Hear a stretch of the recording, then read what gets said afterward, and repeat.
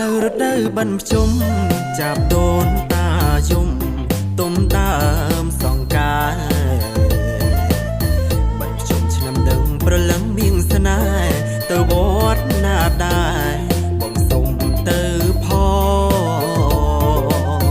បិណ្ឌមួយវត្តមនីបិណ្ឌពីរវត្តថ្មី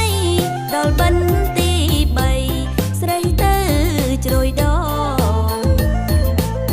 បិណ្ឌ4វត្តផ្សំ5ព្រែកបងកង6នួនអងទៅព្រែកក្របើបិណ្ឌទី7ទីណាកលយានដូនតាចែកឋានដើររកកូនចៅបិណ្ឌទី7ទៅគៀនស្វាយក្រៅជួបជុំញាតភៅឧទឹងកងសហូចណាមួយឆ្នាំបាន7វត្តដូនតាប្រាកដលោកលោទួយផលរួចហើយឲ្យបបវរៀងរាល់សូមកូនចៅស្គាល់សុខសាន្តរុងរឿង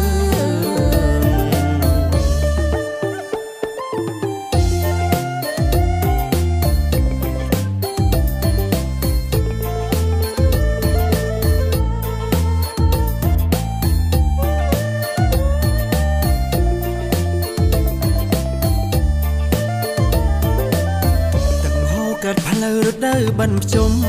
ចាប់ដូនតាយំទុំដើមសង្កា